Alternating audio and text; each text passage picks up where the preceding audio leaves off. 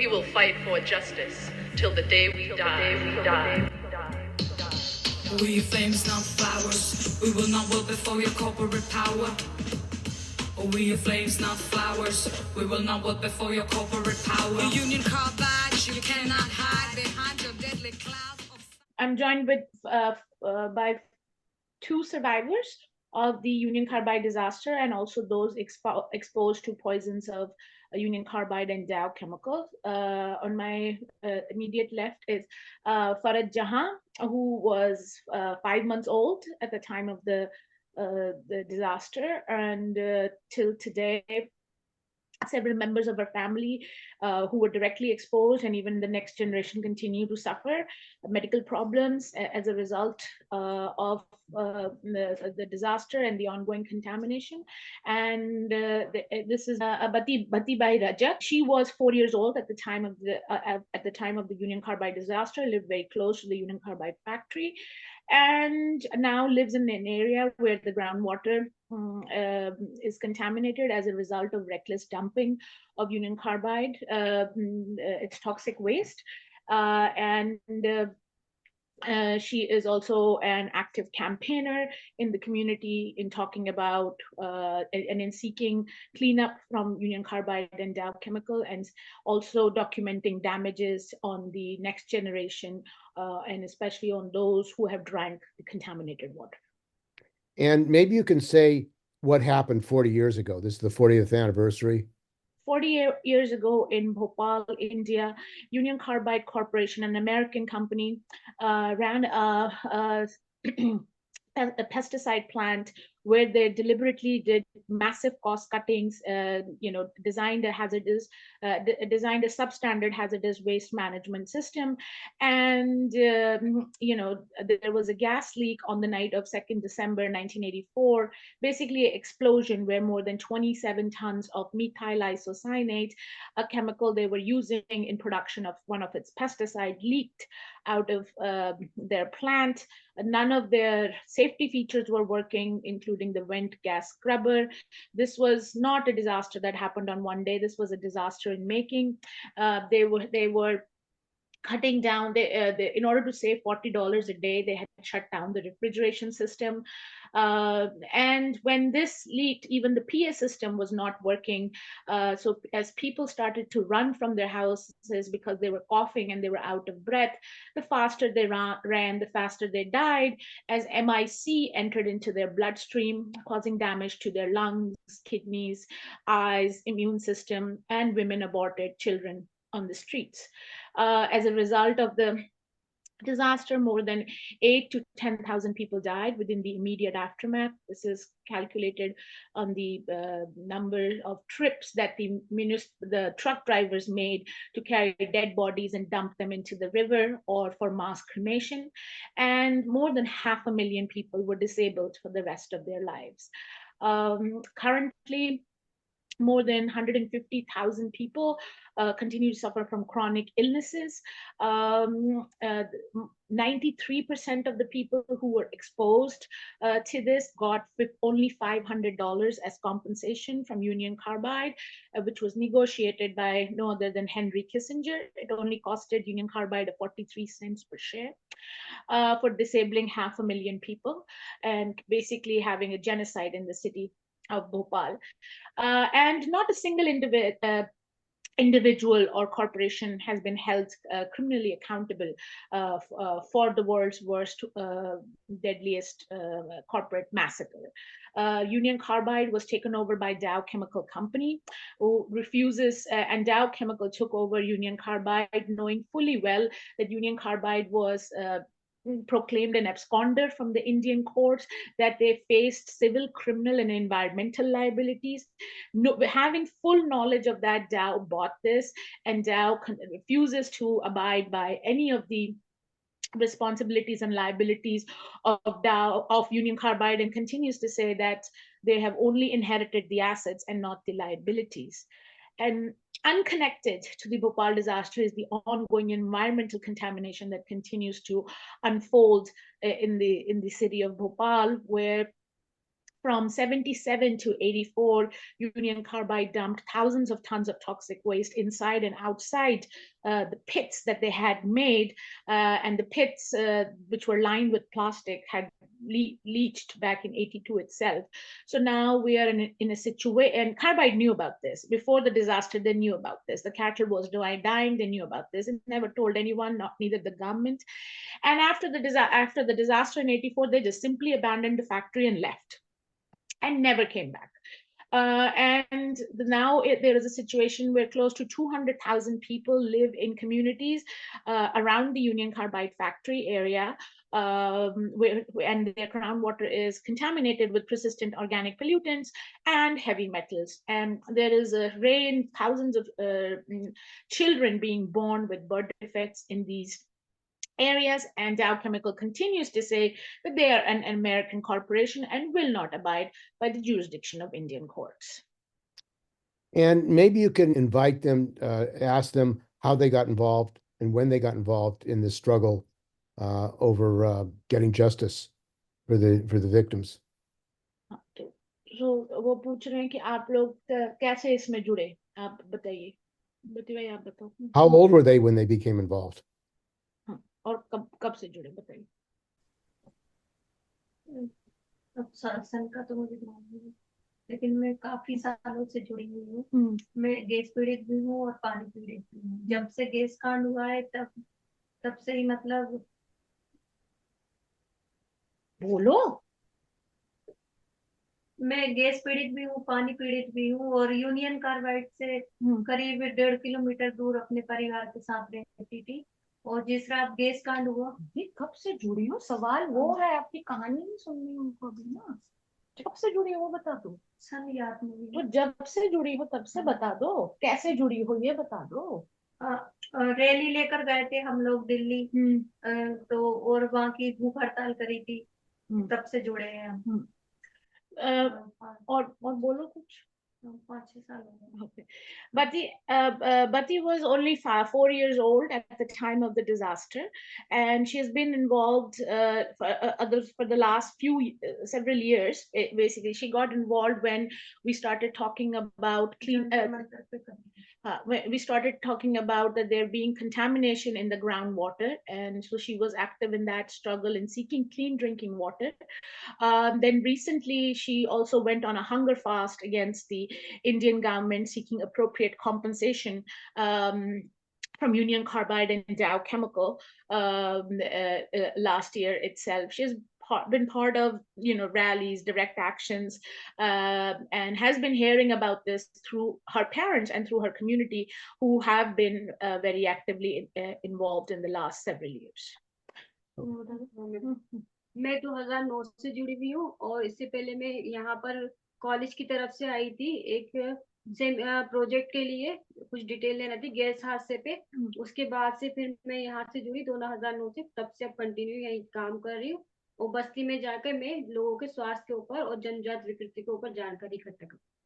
I've been with the movement since 2009, and first as a student, as a college student, I found out about the work, even though I live in an affected area, but I got connected through my college, and since then I got very interested in the work, and I've been working in collecting data with other organizations, collecting data. I go house to house and collecting data to see what the damage has been, documenting that damage, documenting birth defects in children, and documenting many other things, so that there is actual proof of what continues to happen even after 40 years. And what kind of retaliation and repression have you faced by the Indian government in your effort to get the facts out about what happened and hold the company accountable and to get proper health and safety protection today? और सरकारों द्वारा आपके ऊपर या gas पीड़ितों के ऊपर किस तरह से अत्याचार किए गए हैं, या किस तरह से दबाव डाला गया है कि आप लोग इंसाफ की बात और इज्जत की जिंदगी की बात ना करें. जो गैस पीड़ित लोग हैं, हम लोगों का जो मेडिकल रिकॉर्ड से कभी नहीं रखा गया, और हमारी जो अगली पीढ़ी है, और हमारे ये जानकारी पहले से थी कि लंबे समय तक हम पे दूरगामी असर पड़ेगा इसका, लेकिन हम पे कोई रिसर्च शोध नहीं हुआ और हमारा कोई मेडिकल रिकॉर्ड्स नहीं रखा गया। और जब ये समझौता हुआ उस टाइम पे भी हम लोगों में से किसी को भी शामिल नहीं किया गया कि ये सही है या गलत। और हम जो धरने देते हैं, प्रदर्शन करते हैं, उस पे पुलिस मारपीट करती है, रोकती है, हमें परमिशन नहीं देती कभी। और जो हमारे संस्था में जो हमसे लोग जुड़े हैं उनका वीजा बोलते हैं, वीजे को कैंसिल कर देती है, पासपोर्ट को कैंसिल कर देती है। अलग अलग तरीके और जो शोध आते हैं जिससे पता चलता है कि अगली पीढ़ी पे असर है, तो उनको छिपाने की कोशिश करती है, दबाने की। आपको बोलिए। आपको कुछ बोलो? हाँ यही तो बोला, हाँ बोल देती हूँ। बोलो। हम लोग जब रैली निकालते हैं तो पुलिस रोकती है, और भूख हड़ताल करते हैं तो वो पकड़ ले जाती, जेल में बंद कर देती है, हम लोगों को डंडा मारती है। इस तरीके से मतलब सरकार रोक लगाती है हम लोगों पे। Both are saying that, so there is physical retaliation and there is also retaliation of how to ensure that the correct data, correct information does not come out. So Farad talked about how when the government did this research and found that there were so many birth defects happening in the gas affected progeny, they put that under the rug. But whenever we have sought, for clean drinking water, we have been jailed, we have been beaten. We when we go on a fast, because on a hunger fast, so that government listens to us, they will use all kinds of pressure and sometimes jailing us too, so that we break the fast. Both of them, what they have said, that it is consistent, irrespective of the party in power. What we have seen is the party in power is not with the people of Bhopal, but with the corporate polluters who continue to get away with murder. And do they have any contacts with the workers in the plant, the union members? Was there any struggle by the workers to protect health and safety? And was that an issue by the union prior to the catastrophe? So no, so actually Bati's uncle used to work in Union Carbide factory, and but again, they did not continue a lot after the thing. They were given jobs by the government in other government thing. But in fact, it is only the workers who worked in the Union Carbide factory that got a hold of journalists who wrote about this disaster, that this will happen almost 8 months before it. It was only through the workers that this information came out, and he predicted the disaster, and it happened. And so there are again, and they were not hiring many people from local areas. Very few from local areas were hired. All the admin staff and all the like the inspectors, they lived on the other side of Bhopal city, and they also used to have daily wage workers whose presence and all was not really documented other than a job card. But the workers themselves fought for a very long time, even after that, even after the disaster. One of the workers, T.R. Chauhan, he in fact just died, I think, day before yesterday. He wrote a very powerful book exposing the differences between the Union Carbide facility in Bhopal and the one in Institute West Virginia, exposing the double standards, exposing how bad the practices were followed by the management. How they would just make workers carry sacks of chemicals and just dump them on on the ground. And so so there was a union, but it came apart right after the disaster, as some of them were taken and were placed into government jobs, and the daily wage laborers did not have a permanent job there, so there was not much outright. But it was because of the workers that this was written about 8 months before, that this was going to happen. And this contract labor, temporary work, the companies Yes. use that to prevent workers having any power, any seniority, and are afraid to speak up about what's going on. Does that still exist a lot in India? What are the social conditions? for workers in Oh, India? yes. I mean, people not being allowed, workers not being allowed to form unions. Yes, it's still, I think, more and more we are seeing that union busting. We are seeing that, or unions being created that are very close to what the management wants. Yeah, not really raising the issues of workers. But yeah, that I think, I think all over the world it has gotten worse, and similarly in India also it has gotten really bad. And have they connected? Have they been able to connect with other communities that have been contaminated by toxins in India? Are there other communities? Yeah, yes, actually we are connected to many communities in India that are fighting similar battles. So Kodaikanal is where the Unilever mercury contamination happened. There the workers did lead a very big struggle.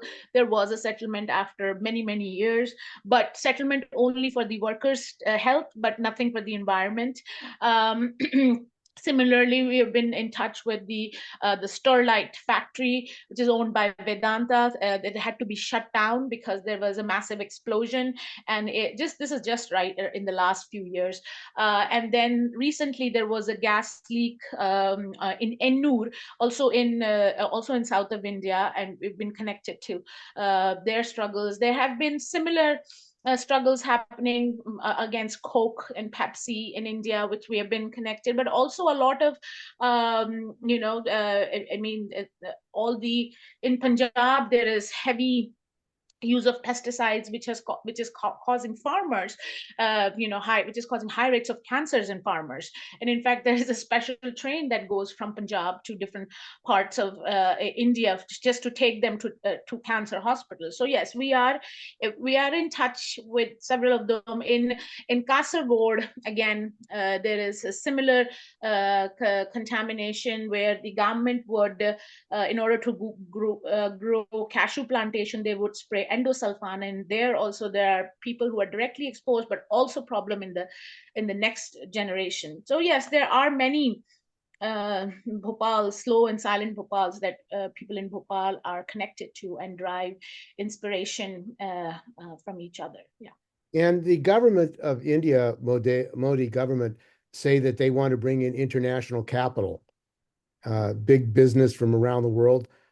When they say that, what does that mean for the people of India and the workers in India and the people of the communities? I mean, these big companies that Well, come in, is it benefiting the people of India? yeah, well, right now, what we know that the inequality gap in India has never been worse than this.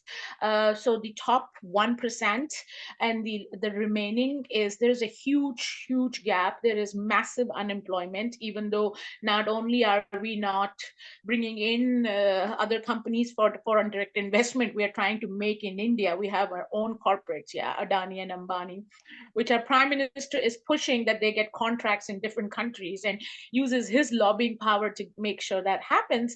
But none of those are causing, none of those are improving anything in terms of like living standards of people of India or living standards of workers. And what is taking hit the most is the safety of not only people working in those factories, but people living around those areas. I mean, there is a leak almost every other day in India.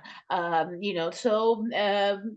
again, very little has changed in terms of leaks, and these small leaks are just seen as law and order issues. There is just no understanding of that these just do not affect people in the factory, that they are emitting stuff in the air that affects a much bigger area. No concept of long-term follow-up medical documentation of people who are being daily exposed.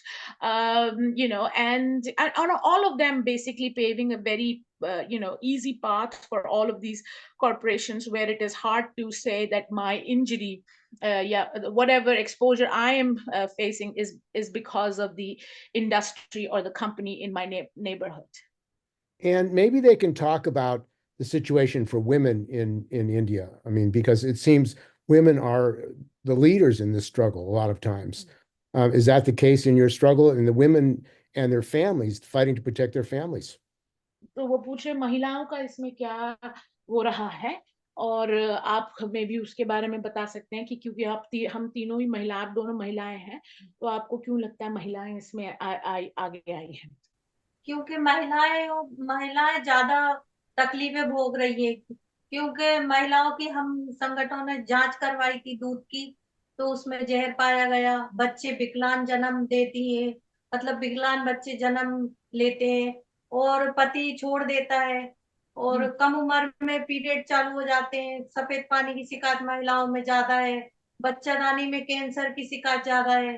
तो सबसे ज्यादा महिलाएं पीड़ित हो रही हैं, और घर में मतलब शादी नहीं होती कि ये इनके बच्चे विकलांग पैदा होंगे। इसके कारण सबसे ज्यादा महिलाओं पे परेशानी है, तो महिलाएं लड़ने के लिए आगे आ रही हैं कि हमको इंसाफ मिले। She's saying women have bore the brunt of this disaster in Bhopal. It's because first there is so much uncertainty on how the exposure has affected our bodies. We know that because of drinking contaminated water, there is mercury in breast milk of mothers, and that has a very direct impact on how it is perceived when you have a disabled child. It is a woman who is always blamed for that. Women not being able to get married because they might not be able to do the work, household work, and or may remain sick and might increase the budget, it might have an impact on the income and how they meet their expenses in the family. So in many ways, because all these problems that women are suffering from, that is why they have also come in the forefront to fight all of this. नहीं, उसमें फिर एक ये मुस्लिम समुदाय ने अपना बुरखा छोड़ा है, बाहर आई है इस काम के लिए। What I says, we have also seen that women, Muslim women, have been in the forefront of this struggle, and and on one hand, it's a very conservative upbringing, and they cover themselves. But even with those hijabs, they come out, and even without, some even had left their hijabs to come out and fight, because they also became the bread earners in many ways, because men could no longer work as a result of exposure. उस रात बहुत सारे अधूरे बच्चे गिरे, उसके बाद भी बहुत सारे अधूरे बच्चे गिरे। बच्चा विकलांग हो जाता है माँ की कोख से, तो वो पति छोड़ देते हैं बच्चे को, माँ को बच्चे की देखभाल करना। And because when you get so many children with disabilities, a lot of fathers will also leave. Yeah, so it becomes so much a mother's responsibility or the grandmother's responsibility. And on the night of the disaster, so many women aborted. And the first protest we remember is of the women who wanted to know what will happen to their fetuses, what will happen to the next generation, and that question still remains unanswered. And the doctors there, I mean, are they focused on the situation of women and their families? What is the situation of the healthcare system? So, Union Carbide never revealed the toxicology of gases that leaked on the night of the disaster, making treatment almost impossible for people, because every treatment is a symptomatic treatment. So you can imagine, and that's what even Farhat mentioned yesterday, that people, when you do not know what will make you feel better, and you are having COPD, and you have inhaler after inhaler, and people have multi-systemic injury, so you have taken drugs, psychotropic drugs, you have taken painkillers, you have taken antibiotics in kilograms, and psychotropic drugs, because again, this is a system which has no understanding of how the exposure, the single day exposure, has had a mental health impact on so many people. Anxiety, trauma, depression, not being able to work. It has socioeconomic consequences, and none of them are documented. And if you don't even document those, how will you prepare yourself to treat them?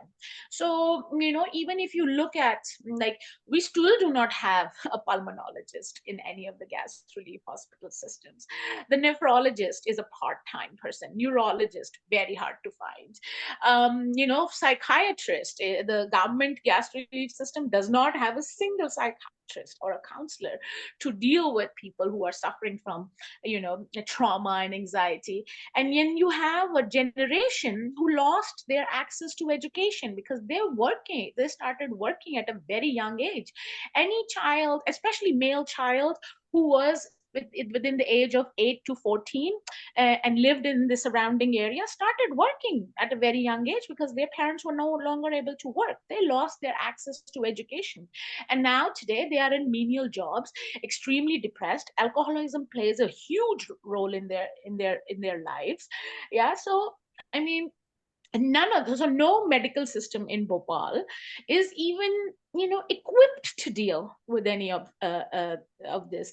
I mean, what we have been fighting for the years, and now we have finally gotten it, is that keep medical documentation of what people are suffering from. All the medical records be computerized, so we know, because this is an unprecedented disaster, so we know what the long-term impacts are going to be, so we can plan better. So, and even to look at whether the treatment that is being given to people, is that even helping? Is that even making people feel better?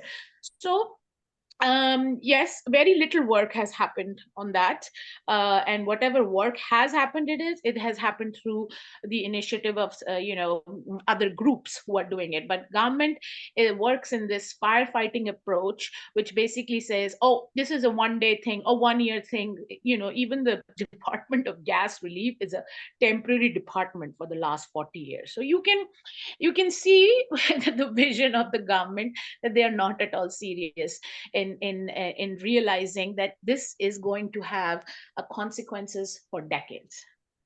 And this system that we're talking about that has created this situation, you came to visit the United States, your first time visiting the United States. Were you surprised? What shocked you about the United States and the experiences that you had visiting all these communities in the United States, including East Palestine? वो पूछ रहे हैं, आप पहली बार आए हो America में और आपको यहाँ पर क्या देखने को मिला, और आप ईस्ट पैलेस्टाइन के बारे में भी आपने देखा, आप अपने अनुभव बताइए उसके बारे में।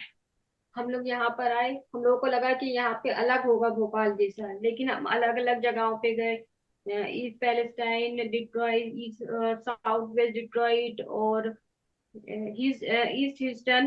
तो हमने देखा कि वहाँ कैंसर रैली के जो कंपनियां हैं, उन्होंने जो अलग कलर के लोग हैं, गरीब हैं, उन्हीं के एरिया में बनाया है, और बहुत पास स्कूल है, बच्चे खेल रहे हैं, उन्होंने उन सबका कुछ नहीं किया फिक्र। वही अपना सेटअप जमा के सिर्फ मुनाफा कमाने के लिए वो कर रहे हैं, जैसे भोपाल में किया था।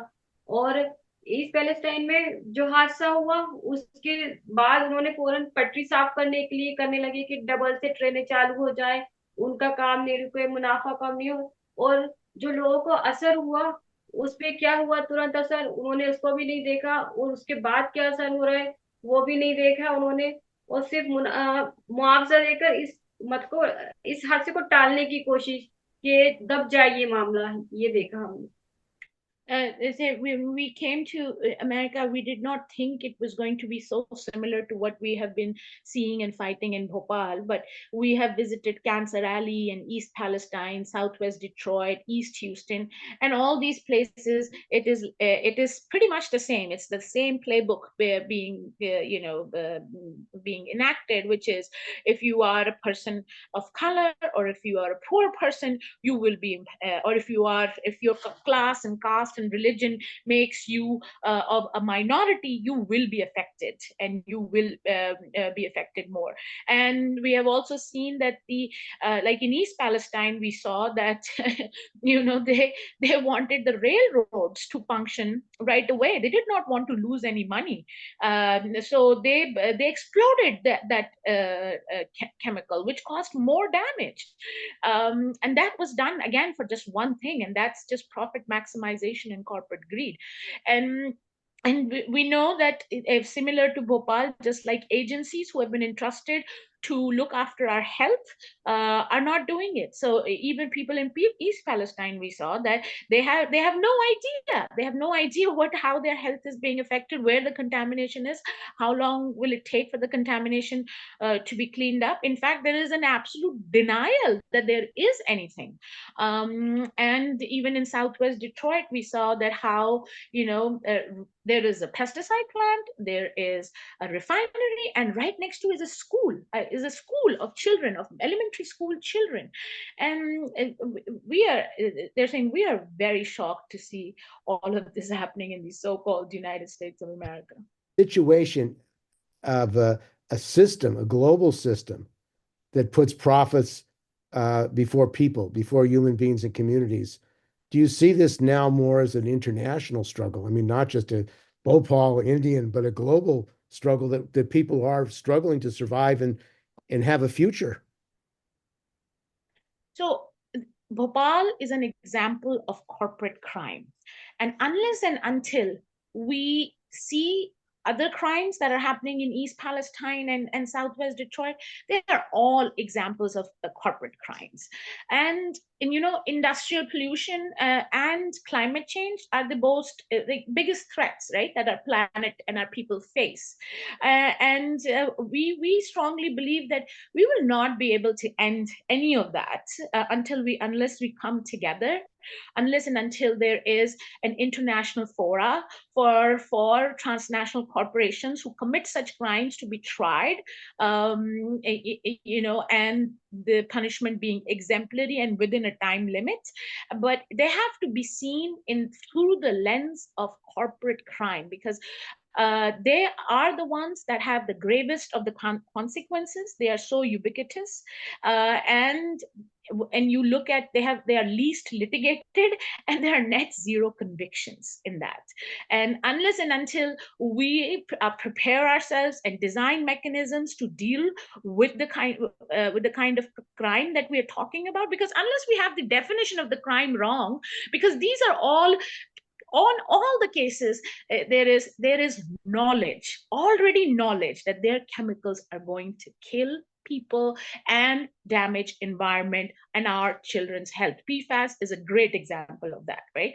So unless and until we treat it as a crime and look at it through the lens, I don't think it can be done, because the precedent is, because of Bhopal, that giving paltry sums of money, changing your name, then producing corporate whales like Union Carbide and Dow has done, you can get away with murder. And what would they like to say to the American people on leaving the United States? और आप America के लोगों को क्या कहना चाहोगे?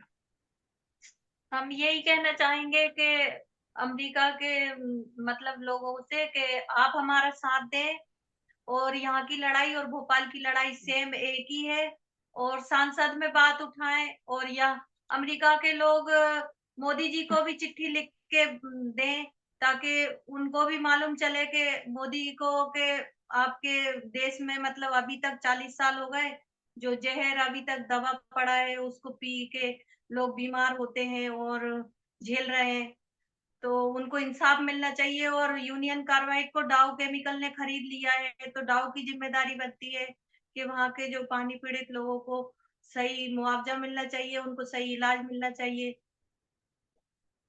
I would like to say, Bati by saying that our fight is no different from what people in US are fighting. We say this, we all live in Bhopal.